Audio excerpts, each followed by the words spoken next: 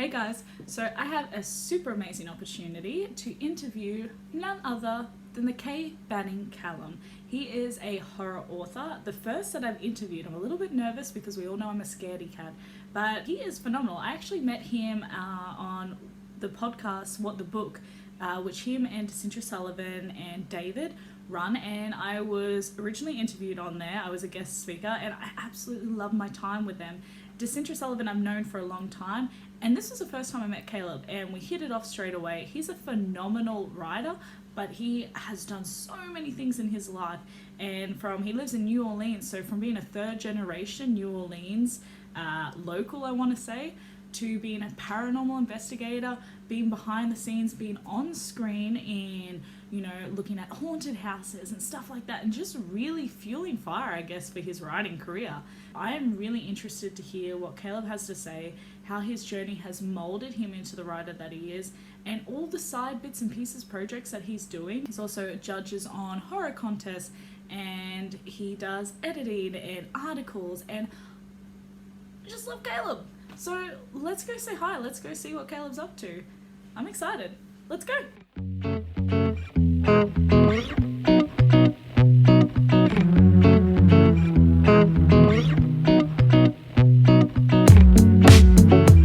Well, first of all, I would like to say thank you for joining me very early in the morning. It's 5 a.m. for you, isn't it? It is, but this is my pleasure. I love to do this kind of stuff, and I'm happy to. I actually have just stayed up, so when this is over, I'm just going to crash. It's that easy. So you haven't slept at all?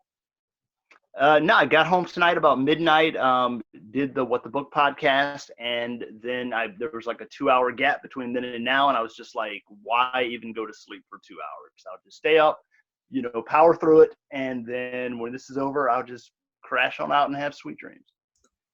So these questions and these answers are going to be very interesting, sleep deprived. I'm excited. Oh, yeah. It only gets better. The more delirious I get, the more creative I become. Oh, this is going to be bad. All right, so question one. We'll go straight into question one. So you live in New Orleans, and you're actually third generation. Your mother was a dancer for the football team. That's correct? Yes. She was actually the head majorette for the New Orleans Saints.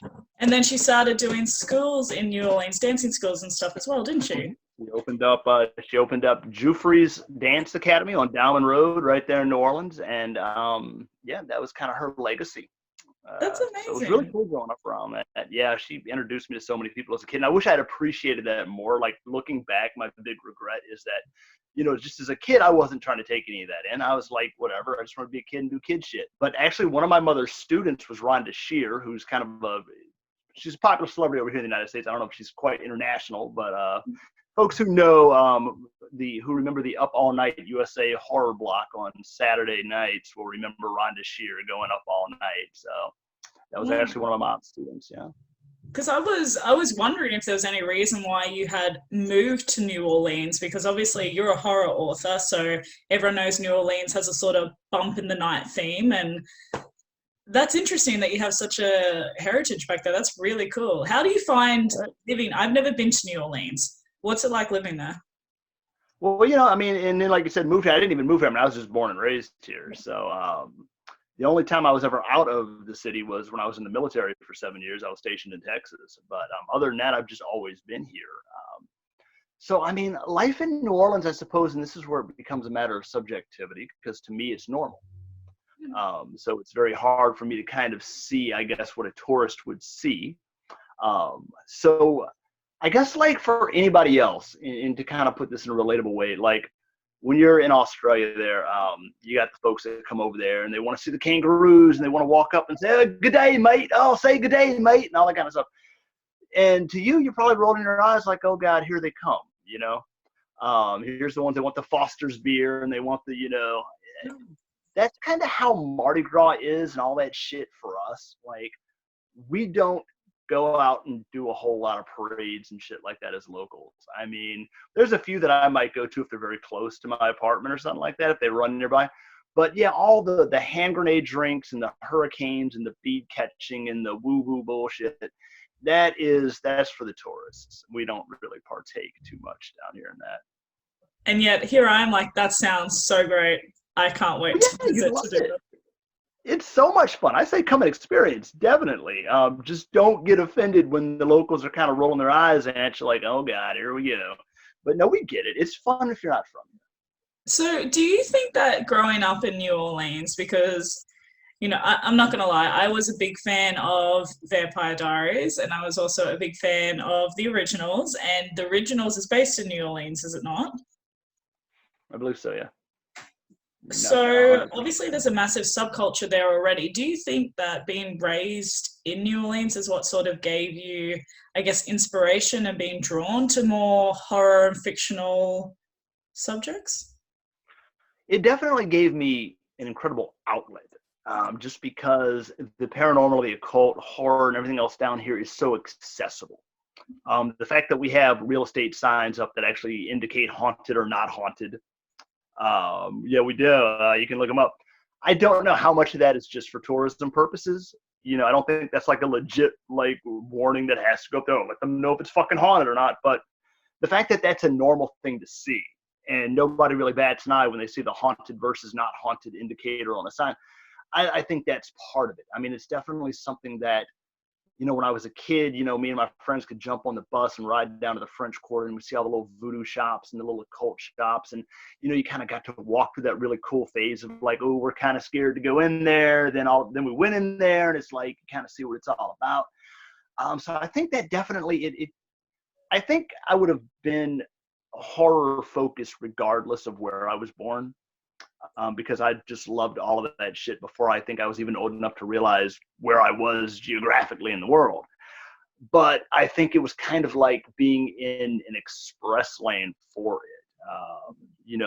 The culture down here is very is geared towards accepting of it. You don't have to worry about, it's not like Bible Belt bullshit where you have to worry about, pissing off the damn locals. No, everybody down here is pretty cool about it. And as I got older, as I got to be a teenager and then in my early 20s, it really did help, because when I got into ghost hunting and paranormal research and all that shit, New Orleans just has such a built-in dynamic for that already that it just made it so easy and just appropriate. Amazing. So I do want to talk about that. I did some research on you because I'm creepy like that. Raji. Thank you. I went quite deep with this as well, quite deep. But I want to talk about, so in 2004, you were actually, as you're saying, like ghost hunting and that, you did a documentary. So this was 10 years prior to you doing your first book. You were doing documentaries on landscapes in Orleans. You've been a part of, I think it was a shark documentary as well in Animal Planet. And then you also were doing the subculture in the 2000s on vampires with local networks. So all of that fascinates me. That's incredible. So congratulations on being amazing. But how did you find the behind scenes of that? I really want to know everything about that whole situation. Tell me more. Well, so one of my branding phrases has always been like all things horror. And that really does kind of sum up my life. So growing up, I was already into it. I was already writing scary stories. I was always telling scary stories. And when I got old enough to realize that there was something out there called a paranormal investigator, and that there were actually people who got to go out and kind of do this as a job, so to speak, I was like fucking flies to shit with that. I was like, hell yeah, let's fucking do that, and back then, I think I kind of started getting into it around 99, 2000-ish. This was before all these dopey ass ghost shows that are all over like the Travel Channel and all this other kind of stuff. None of that existed yet. There was no social media yet. The internet was still in the fucking AOL phase of existence. So I really did kind of just grassroots the entire thing for myself. And I remember I had this really shitty like geosites or GeoCities, whatever that those free websites used to be called that you can make back then. I had that. It was Kellum Investigations was the name of my like ghost hunting company. Like at first it was just me getting on NOLA.com, and they had like a ghost hunter and a vampire forum. And I just started chit-chatting with other people local in New Orleans who were into it. Ended up meeting a couple of people I went to high school with that were into ghost hunting. So we kind of formed like a little team. And when you talk about just failing upwards almost, I don't know, I just started getting contacted by, the first person that contacted me was Helena Moreno for Vampire documentary. And that was just because I'm willing to, even back then, I was willing to self-promote at any given time. And I remember they were doing a story on, I think something like a church in the area was misspending donations or something that had nothing to do with anything. And she stops us because we're walking by on the street and asked if we go to the church. I'm like, no. Have you heard anything about it? So we end up talking to her, and somehow I bring up the fact that I'm into this ghost hunting shit, and it just so happened to be sweeps week for them. So she's like, well, I'd like to do a story about this, underground vampire subculture that was huge in New Orleans. That was back when Anne Rice was the big thing down here, and Interview with a Vampire and all of Queen of the Damned were huge. So she ends up kind of like bringing me on to just kind of do like the field work on this and go out and talk to people I knew in the little group there that would be willing to go on the news and talk about how they thought they were fucking vampires. And it was goddamn brilliant. It was great. And after that, like I said, I just word of mouth, I suppose, because like I said, there wasn't really a lot of social media back then. But word of mouth, I just got around, and I ended up getting contacted by a guy that wanted to come down here and do a documentary. He had his own company out in Sacramento, October Productions, it was called. He came down here, and we shot for like 4 months, Wow. On this documentary thing. And then from there, from connections from there, I ended up getting in touch with producers from Animal Planet, and they wanted to come down and do something. And I was able to not only be the ghost hunter, in the segment, which is on YouTube, by the way, if anybody wants to fucking see it, I'm going to find the And, link and put it down below immediately. Oh yeah, I will get you that link. Don't you worry about a thing now. And it was going so great. So we shot that episode there at my friend's house, and she's got a bed and breakfast in New Orleans that is supposedly haunted. So that was perfect. It worked out for Animal Planet great, because not only did they get their guy to be the lead in their little segment, but they also got a place to shoot it at. And then that's kind of when the well dried up. Hurricane Katrina came through shortly afterwards, and just really fucked up all of our lives. And that was kind of the end of Caleb and his televised ghost hunting antics. But it was just really cool. So cool to get to do something like that back then, especially with like just no kind of experience going into it, just being at the right place at the right time and just kind of raising my hand and saying, fuck yeah, I'll do it. What's the weirdest or creepiest thing? So I feel like I should put a disclaimer down. I get scared quite easily, but I'm curious as well. So curiosity always kills a cat. What's the weirdest thing that you've ever seen during your ghost hunting times or paranormal investigations? Well, I always break them up into two categories. You got like the actual potential paranormal stuff, and then just crazy fuckers that you run into in the real world. We got chased out of a cemetery, which I guess was private property. A big part of ghost hunting is trespassing those. Yeah, we used to always go out to this one place. It's called Onion Head Cemetery. That was the nickname for it. And it kind of had an urban legend around it. And we'd always go out there to it. And one night, I guess whoever was in charge of that was just tired of us being out there. And it was three of us. It was me, my friend Patrick, and this girl Jolie, who I was seeing at the time. And we're walking out. Me and Jolie were actually ahead of Patrick. We're walking out down this dirt road to go back to our car. Pat comes running past us at a full sprint. Does not explain what the fuck's going on. We turn around, and there's a guy coming out. He's got his fucking shotgun, and he's got a big-ass flashlight. And we're just like, holy fucking shit, we might die tonight. And we just went charging out of there. We just ran as fast as we fucking could and got back to my car and got the hell out of there. But that was one of the most intense, like, real-world dangers. And as far as, like, spooky ghost stuff goes, I got tackled one time. We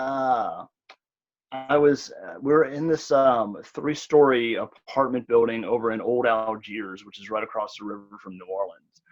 And the attic of this was supposed to be like the big haunted part. So I'm up there, I'm walking around, and the people who lived there were kind of standing back, and they were just watching me. And I guess they knew what the fuck happened up there already. And I'm just walking, and it felt like, when people asked me to describe it, it felt like somebody, like a football player, just came running up and just like shoulder tackled my freaking leg out. And I just went up and landed right on my ass. The scary part about it is, like, the people up there were not, like, at all affected by this. They're like, yep, there it goes. We knew that was going to happen. I'm like, I didn't fucking know it was going to happen. Shit, you could have told me. They didn't warn you?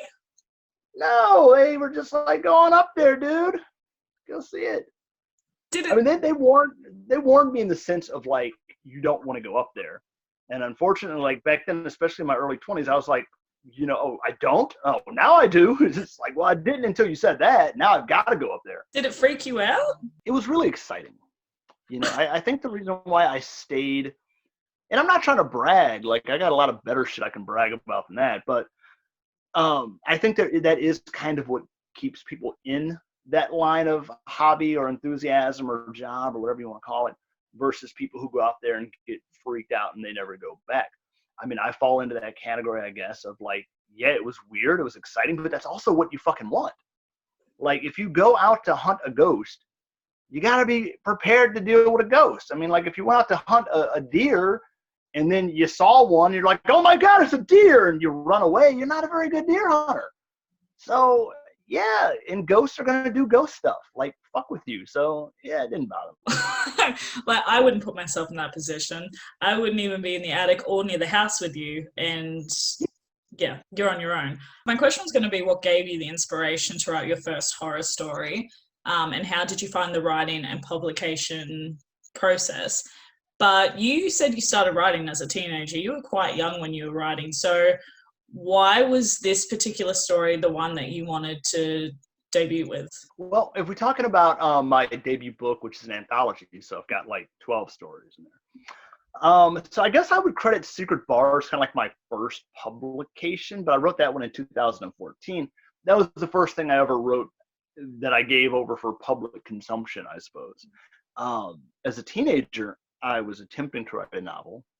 It was going to be called The Grand Occurrence. I had the entire thing mapped out. It was plotted. And I was trying to write it with a pen and a paper and a fucking spiral notebook, because it was the 90s and that's what you did back then. And we were poor, so we didn't have a computer. And I remember that was my fucking life from like 97 to like 99 or 2000. Like, that was my everything. I carried that stupid notebook with me everywhere I went. And I was always just going at it. And luckily I've been able to incorporate a lot. That was something else that Hurricane Katrina took away, my damn manuscript there. But I have revisited that plot many, many times. In fact, my novel, the High Rock Tobit series, a lot of that is, you know, borrowed, recycled stuff from The Grand Occurrence that I was like, well, I may as well use these characters and I may as well use these plots for something. So I just kind of adapted it over. The first, I guess, novelette that I ever wrote that went into the anthology, those Secret Bar talking about, that was inspired by, I guess, the way I kind of felt when I turned 21 myself. Because the character in the story is a 21-year-old dude that just isn't fucking getting. When I was waiting to turn 21, I was under the impression that there were these secret bars all over the city. Like these little, you know, tucked away, know the password, blah, blah, blah. And there are a couple, but they sucked. And I guess just, I always kind of hoped, you know, especially being into horror and being into the weird shit, I guess I always looked at those places you're not allowed to go into, the 21 and up places when I was, you know, underage, that there's a whole world of goddamn just debauchery and secrets and just awesome shit just waiting right on the other goddamn side of that door. Maybe I watched From Dusk Till Dawn too many times. I don't know. But that is what I wanted. I wanted crazy vampire orgies, and I did not get that. So that was kind of my inspiration for the character in Secret Bar, was he was this guy, he just wanted more. Like, he turned 21, but he just was disenfranchised with the world. So he went on this quest to find like these big goddamn secrets, and he found his way into hell almost. And that was my first one. And I was just building a portfolio at that time online. I wasn't sure how far or how long the whole writing thing was going to even go. And people liked Secret Bar. They liked it a lot. So I just kept kind of going and just I stuck to kind of like the novelettes at first, and then I kind of branched into novellas. And as I was doing that, I was also working on the High Rock Tobit novel. So it all kind of came together real nice. And then I realized, when I was ready to publish something, I was like, well, I've got this whole portfolio just sitting there collecting digital freaking e-dust. I said, I may as well goddamn put these stories together and just fucking do that. Because I love anthologies personally. I like them better than regular novels. So that's what I did. One thing I found really interesting is you are a contestant judge on Sweet Stories. So, and that does flash fiction, isn't it? Are you able to tell me, I've never heard the term flash fiction before, so sorry. And also, what do you find? So you do this monthly. What are the things that deter you immediately from reading somebody's story? Is there any secret you think to what grabs your attention in these? Oh yeah. So the Sweet contest, that ended, I want to say about a year ago. They moved away from doing that. But I did that for about 2 years, and Sweet's a great company, man. They are so awesome, man. They are really dynamic. And I hope that we do work together again soon. Yeah, so flash fiction, which I think the technical term for it is microfiction, because you have micro, then short story, then like novelette, then novella, then novel. And a flash fiction is like, a short story is 500 words. So I'm thinking flash fiction is less than that, I think. But yeah, it's meant to be something that is maybe 250 words max. And it's just supposed to kind of, I guess if a novel is a series of billboards down the road, flash fiction would be like a fucking stamp. You just look at it and you get everything. So yeah, it's just extremely short fiction. It's extremely plot driven. You're not going to get much character development going there. You're not going to, it's just something happened and this is how the person responded. Usually it's very linear.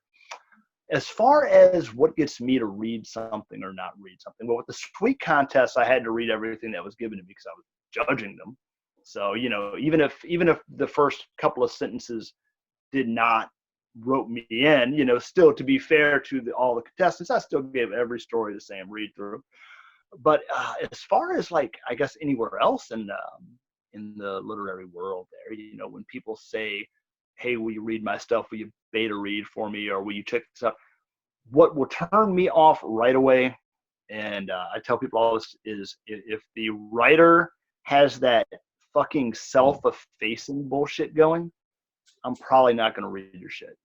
If you write, if you're like, hey, I know this is not very good and it's probably awful and it's horrible, but if you would be willing to, no, if you can't even, like I self-deprecate hardcore, but there's a huge difference with self-deprecation where I'm like, hey, I write garbage and you're going to love it, versus, hey, I can't write and this is a waste of your time, but would you mind? No, you can tell I'm being sardonic versus somebody that's trying to be overly fucking humble.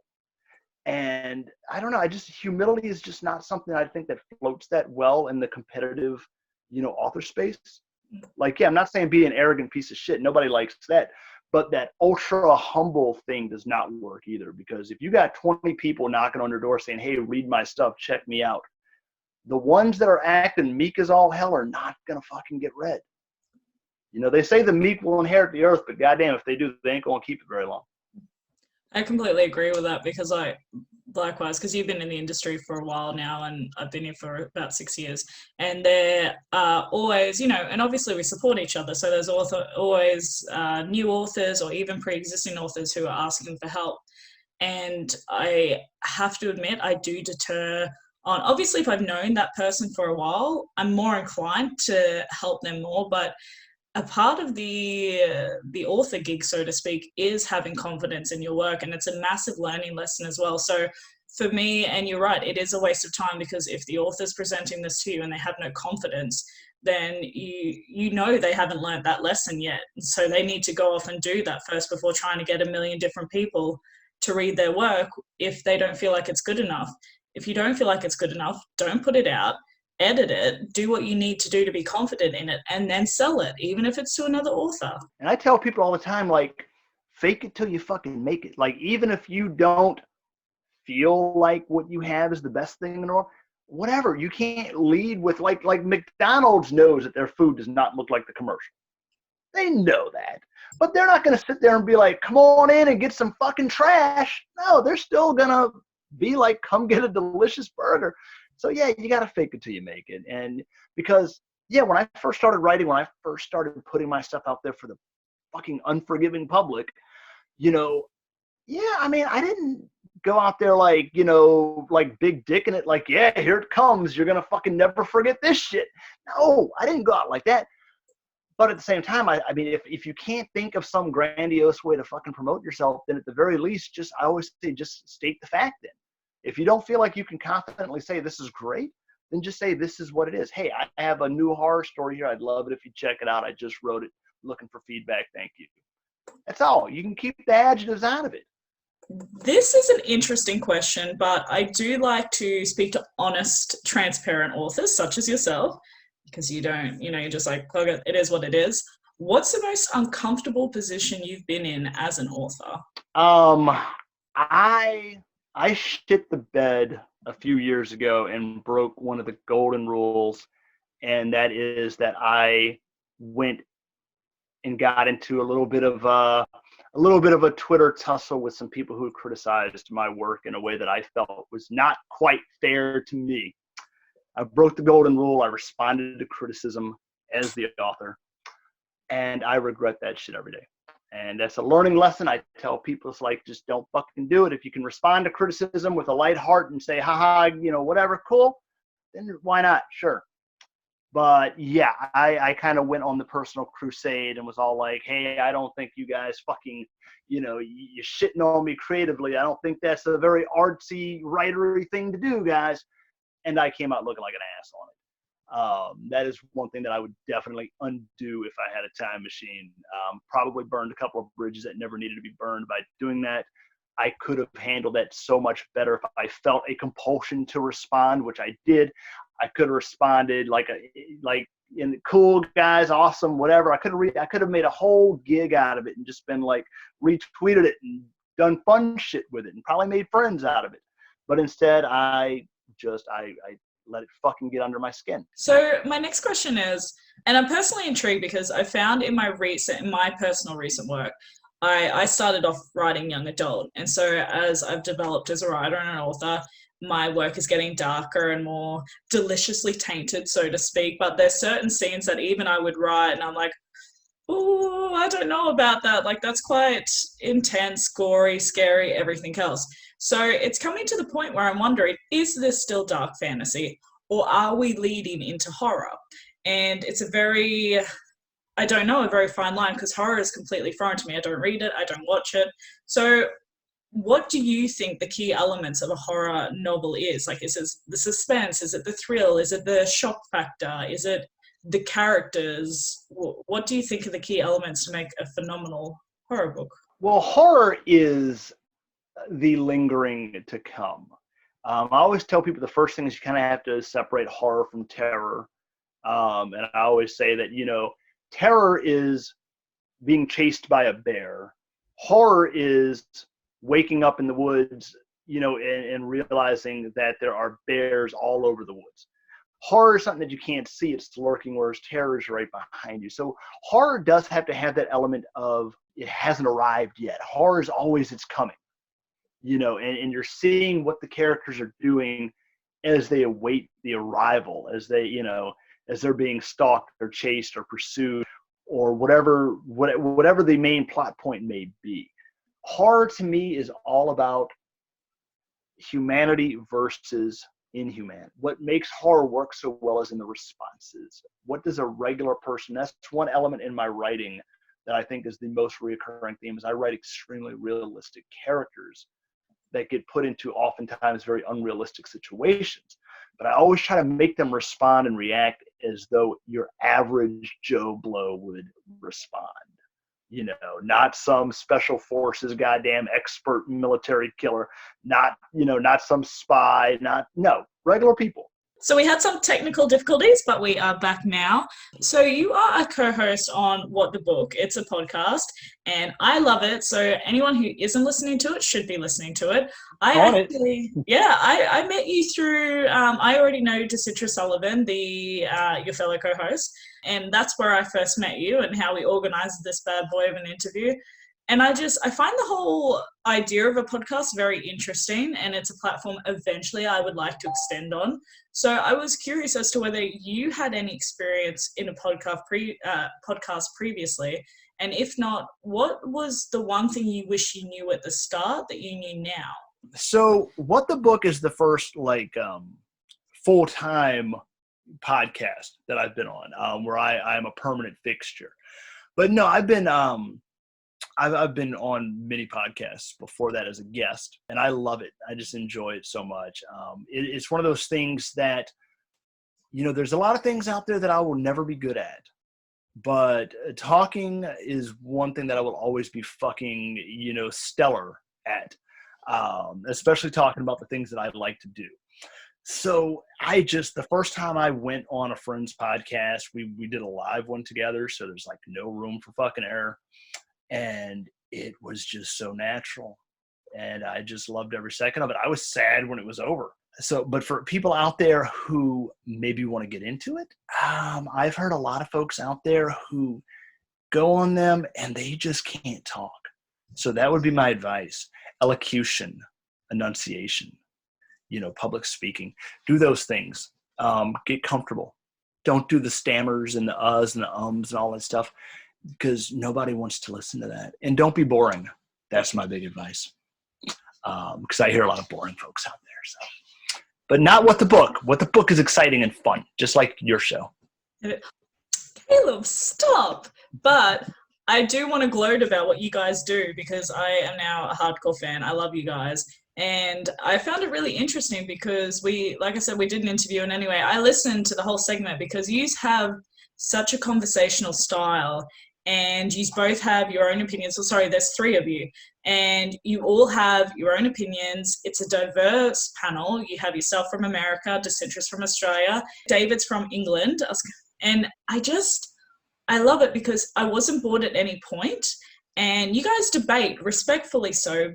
But I've listened to other podcasts. I've tried to, really tune into other people, I would like to say, within the industry. And within the first 30 seconds of listening to their intro or just what they have to start saying, I can't do it. I can't. Right. And that's the thing, is you have to be a conversationalist. And, well, I believe so anyway. And also you have to have a lot of character, because you guys have a lot of character, but that's what makes it great. So don't be boring. Don't be boring. What's been the highlight of your career so far? The highlight of my career? Fan art was so fucking cool.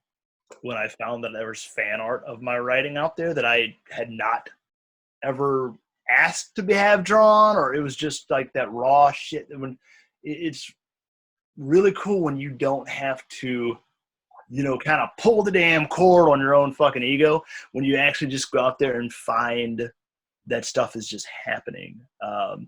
Not only finding fan art and things like that, but also getting to reply to those artists and surprise the piss out of them and see people genuinely like, oh my God, I can't believe you. And I'm just like, that is so goddamn flattering. And just cool that you took the time to draw that. And then I get to feel like some kind of pseudo celebrity by just popping in and just being like, hey, thank you for the cool art. Glad I wrote it. Yeah, it's good for the old ego. But that's been a great highlight. Definitely publishing my anthology has been a big part. Going from just being somebody building a portfolio online and being featured in other people's anthologies to actually being able to promote and sell your own book. You kind of go up that plateau one more level. And that's such an incredible feeling. When you just wake up and realize, holy shit, I'm out there. There's people actually with, physical copies of my books. That is such a fulfilling thing for a writer. That was a massive highlight. What novel or project are you working on currently?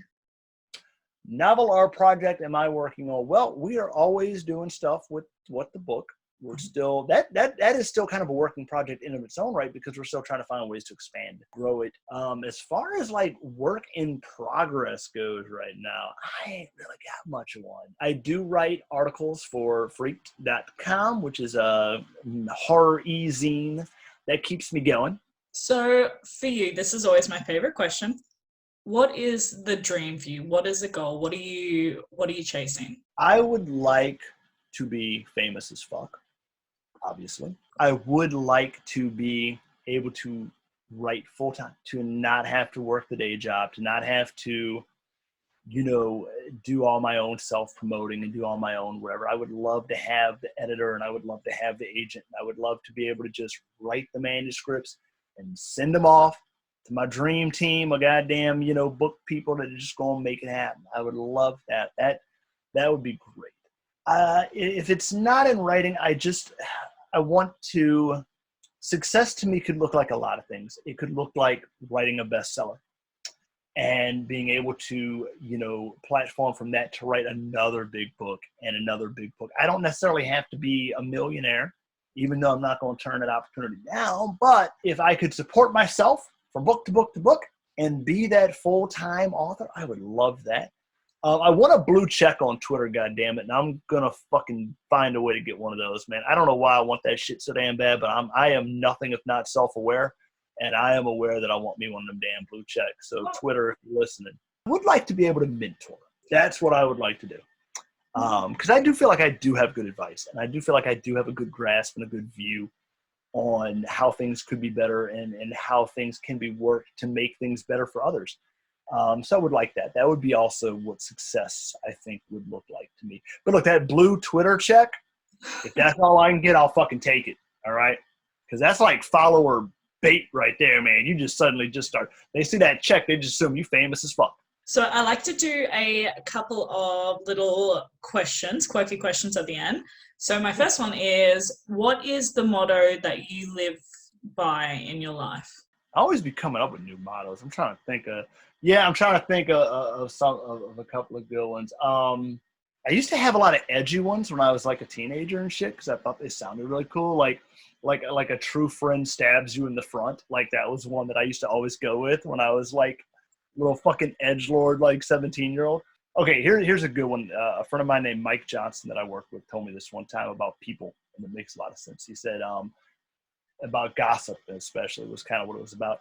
He said, when a dog brings you a bone, he always leaves with another one. And I was like, that's really fucking smart. I'm like, so the same person that's coming to you talking shit about somebody else is probably going to somebody else want to talk shit about you. I like that. I was like, that's really smart. So every so often I will dip into that one. My son has a really clever one that he says all the time, and it's really cool because it's clever. It's something like wrong recipe, right result, or something like that. So it's like, but it makes sense, and like I get it and I like it. It really kind of hits for me. So, but as far as like a motto that I have, well, it's not a motto, but I do have kind of a mantra or kind of a philosophy. I always say try to be your 3 a.m. self. And what that means is when we're alone at 3 o'clock in the morning or whatever time works best for you, when you got nobody around, your day is done. You got nobody to impress, nobody to entertain, nobody to nothing. It's just you and only you. That's when you're at your truest self. And I always say that if you can just be that all the time, you'll be your most authentic. And so there you go. There's my motto for you right there. Since you wanted one, here's your sound bite. Be your 3 a.m. self. Who is your favorite author to follow? Stephen King. I knew you would say that. Fucking mentor, man. Oh my God. Like, he's my everything. He is my alpha and my omega. Amazing. What's the food you absolutely cannot stand? Eggs. What? Hate them. Sorry. Eggs. Cannot eat them at all. I despise eggs. Taste, smell, scramble, like anything to do with eggs. The taste, smell, texture. Hate all three. I have tried every egg and every egg variant that exists, because everybody that I've met has always been like, oh my God, I can't believe you don't like eggs. There's like, well, have you tried like this? Have you tried like that? And then there's always that one guy that's like, well, you haven't tried my eggs, you know? So I say, cool, make me some eggs. And I'm sorry, I just don't like them. I don't like them. When I was a kid, we used to go out and throw them at people's cars, so that was fucking cool. What is the weirdest gift that you've ever received? Weirdest gift. Okay, this is going to be kind of a funny story because it's really kind of sad. But, you know, I remember one time my aunt and my mother, who are both deceased. I don't want to speak ill of the dead, so I won't go into too much detail. But let's just say there was a little bit of family spitefulness going on between the two of them. And I remember I was probably about maybe 8 years old or something like that. And we went out, we came back to my grandparents' house. And I guess during that time, my aunt had put out all these presents. And there was like, I'm an only child, as though you can't tell. But I have like 9 cousins. So they were kind of like, you know, my sibling-ish, you know, kind of. We come back to my grandparents' house, which was kind of the hub of our little gathering. And the kitchen table was just full of goddamn presents. And they were all big presents, except for one, which was like this little tiny goddamn thing. And I remember thinking, God, I hope that's not mine.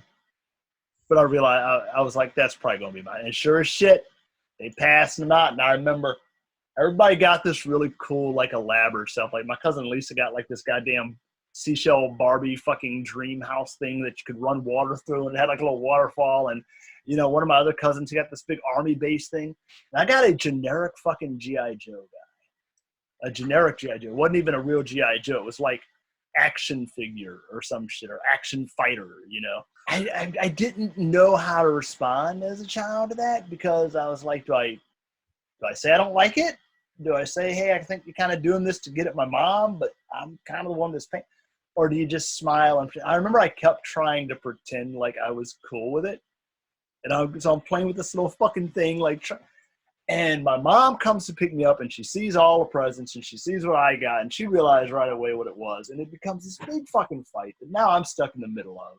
And I'm trying to be like, no, I like it, it's fine, and I'm really like, no, I fucking hate it, you're a bitch. But I don't know. What made it weird was the fact that this generic-ass little G.I. Joe figure that probably cost like $1 at fucking, you know, Walgreens turned out to cause like this big goddamn rift over Christmas. And yeah. It's dark.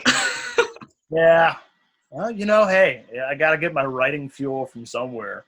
But yeah, that was just weird because I had never been used as a pawn, I think, in a fight between family members. So I don't know. As an 8-year-old too, that's like well perceived that you knew straight away what it was all about.